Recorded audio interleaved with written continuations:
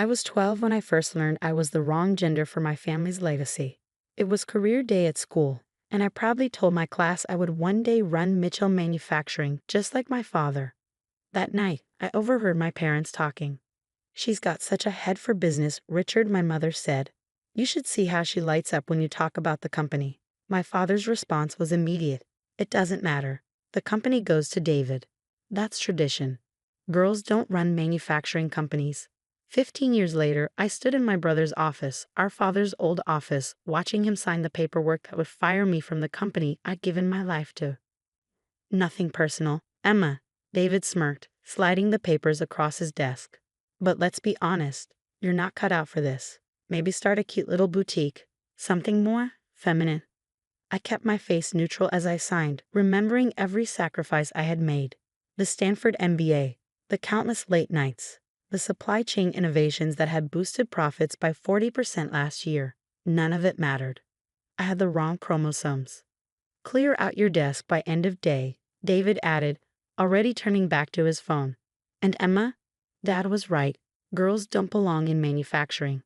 I walked out with my head high, past employees who wouldn't meet my eyes, past the systems I built, which David had spent the last year dismantling in favor of his golf buddies' half-baked ideas. In my office, mine for one more hour, I packed up 15 years of work, photos, awards, business plans Dad had never read. And at the bottom of a drawer, I found something that made me smile for the first time that day. A list of every supplier, contractor, and logistics company Mitchell Manufacturing depended on, along with their contract renewal dates. David had never cared about the relationships I had built, the trust I had earned, the favors I was owed. A shadow fell across my doorway. Marcus Chen, head of logistics. His expression told me he knew exactly what had happened. "Need help with those boxes?" I shook my head. "I'm fine, Marcus. But remember that conversation we had last month about starting our own logistics company?" He nodded slowly.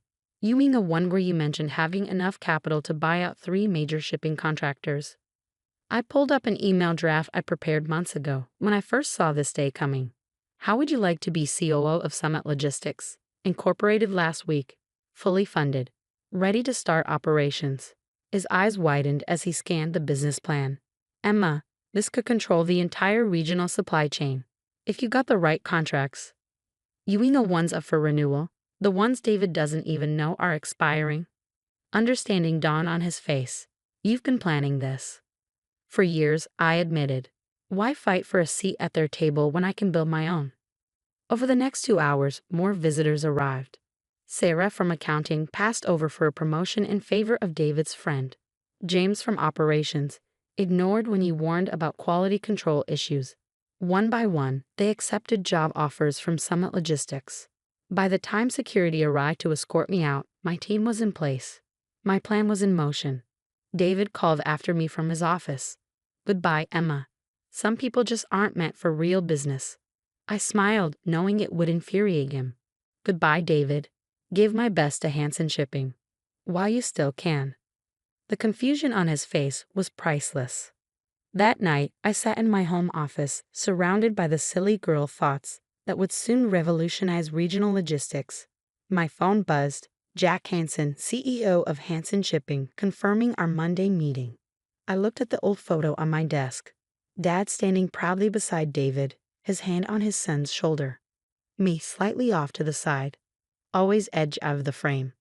"Girls don't run manufacturing companies," Dad had said. He was right. I wouldn't be running a manufacturing company. I'd be running the entire supply chain they couldn't survive without. Monday morning arrived with a flurry of panicked texts from David. I ignored them, focusing instead on the Hansen Shipping contract spread across my new conference table. "Emma, this is brilliant," Jack Hansen said, reviewing our proposal. "Real-time tracking, optimized routes, consolidated shipping lanes. This could cut costs by 30%. The same proposal I gave Mitchell Manufacturing last quarter," I said, before they dismissed it as overcomplicating things. "Their loss, our gain." Jack signed with a flourish. "Summit Logistics is now our exclusive regional partner." As if on cue, my phone buzzed again. I picked up. "What the hell did you do?" David's voice was shrill. "Hansen just canceled our contract." "Did they? How unfortunate. I heard they signed with some new logistics company. Summit something. You're behind this. Behind what, David? A better business model? Isn't that what you called real business? The stream of profanity that followed was cut short when I hung up. I had more meetings to attend. By Wednesday, we secured 5 more contracts. Thursday, we acquired the region's largest warehousing operation. Friday, we announced our new supply chain management system, the same one David had dismissed months ago. Mitchell Manufacturing stock dropped 15% today. Marcus reported, handing me my afternoon coffee. Investors are panicking over supply chain instability. Just wait until next week, I said. Phase 2 begins Monday. It was beautiful in its simplicity. We didn't just control shipping now, we were about to control raw materials. The contracts I had quietly cultivated over years were all coming due within weeks. David never saw it coming, but he would. Soon. Emergency board meeting, Sarah announced, skimming her tablet. Mitchell Manufacturing is in crisis. Unprecedented supply chain disruptions. Their words, not mine. I could picture it perfectly. David, pacing the office he stole, fumbling for excuses as furious board members demanded answers. He'd blame everyone but himself, never realizing his own arrogance had created his worst nightmare. The next few weeks were a masterclass in strategic dismantling. Every supplier Mitchell Manufacturing approached, we offered a better deal. Every shipping route they tried to secure, we optimized a competing one. Piece by piece, the empire they took for granted crumbled. Then finally, the call I'd been expecting. Emma, my mother's voice was hesitant. We need to talk. I let the silence stretch. About? The company. Which one, Mom? Mitchell Manufacturing or Summit Logistics? Because only one of them is thriving. A pause. Your father, he never meet. Never meant what? I cut in, to dismiss every idea I had, to hand the company to David just because he was a man, to let him run it into the ground while he ignored every warning. More silence. Then softly, the board meeting is tomorrow. David, he's going to lose his position. The shareholders are furious. I almost laughed. Sounds like a personnel issue. Nothing to do with me. Please, Emma, he's your brother. Funny, he wasn't my brother when he was firing me and mocking my business ideas. I hung up, no regret, no second thoughts. But her words lingered, not because I felt any obligation to save David, but because tomorrow's board meeting wouldn't just mark my victory. It would determine whether I settled for winning or claimed total dominance. I picked up my phone. Jack, remember that expansion plan we discussed? Move it up. We announce it at 9 a.m. tomorrow. The next morning, I watched the Mitchell Manufacturing board meeting via video link, an easy arrangement when you control a company's entire communications infrastructure. David looked terrible. His usual crisp suit was wrinkled, his hair unkempt. He stood before the board, floundering as he tried to explain Mitchell's 40% drop in value. We're exploring alternative supply chain options, he stammered, reaching out to new partners. There are no new partners, a board member interrupted. Summit Logistics has locked up the entire regional network. They just announced a $200 million expansion. Face it, David, we're dead in the water. David tugged at his collar. Maybe we could reach out to Summit. Try to negotiate. The boardroom door opened. Oh, now you want to negotiate? Every head turned. I stepped inside, my Summit Logistics ID badge gleaming. Dad half rose from his chair. Emma, what are you doing here? I smiled, representing the only company in this room that actually knows how to run a business. David's face darkened. You planned this. You sabotaged us. I shook my head. No, David. I built something better. Something you could have had, if you hadn't been so convinced that girls don't belong in business. I laid out my offer. Fair, more than fair, really. Summit would absorb all employees, preserve the Mitchell name on key product lines, and ensure the company's legacy continued. Just not under David. All in favor? The board chairman asked. The vote was unanimous. Even Dad, looking resigned, raised his hand. David lurched to his feet. This isn't right. Dad, tell them. Dad's voice was heavy. It's over, son. He turned to me. Emma, I was wrong. About everything. I met his gaze without flinching. Yes, you were. Then I turned to leave, but paused. Oh, and David, don't bother packing your office. I had it cleared out this morning. Try not to feel too bad. Some people just aren't meant for real business. His own words thrown back at him. The perfect ending to a plan 15 years in the making. That evening, I sat in my real office, earned through skill, not chromosomes. Framed on the wall was my first act as CEO, Mitchell Manufacturing's stock certificate. Sarah appeared in the doorway. Your father is here. He looked older than I remembered. Smaller somehow. The company, he started, is thriving, I finished. No thanks to your outdated ideas about who should run it. He exhaled. I'm sorry. I arched a brow. For what? Not believing in me. Dismissing me? Handing the company to David without a second thought? Each accusation landed like a weight. For all of it, he admitted. For underestimating you. For thinking talent had anything to do with gender. I studied him, searching for insincerity. I found none. Well, I said finally, at least you're learning. He nodded. I am. Then, hesitating. That's actually why I came. I want you to meet someone.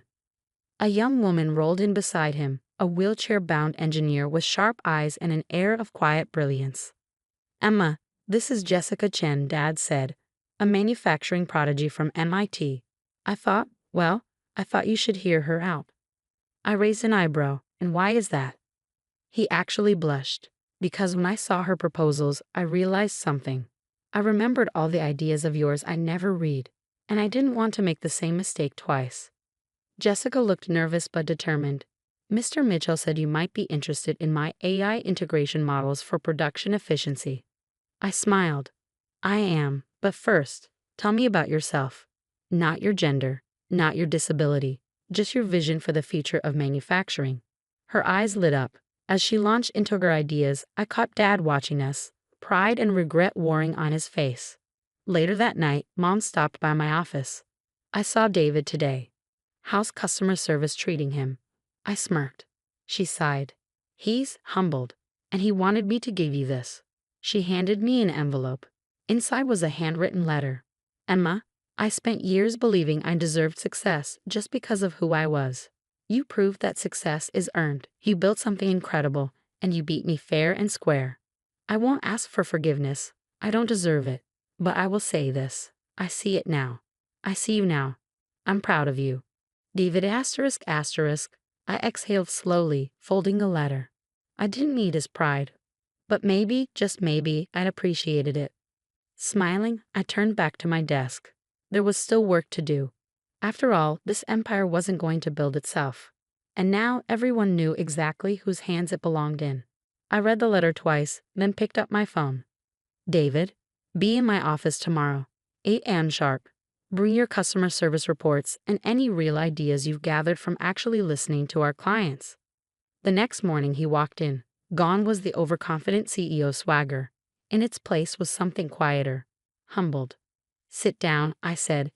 Tell me what you've learned. For the next hour, David laid out a detailed analysis of customer complaints, supply chain inefficiencies, and possible solutions. He hadn't just done the work, he'd understood it. Not bad, I said when he finished. How would you like to head up our new customer experience division?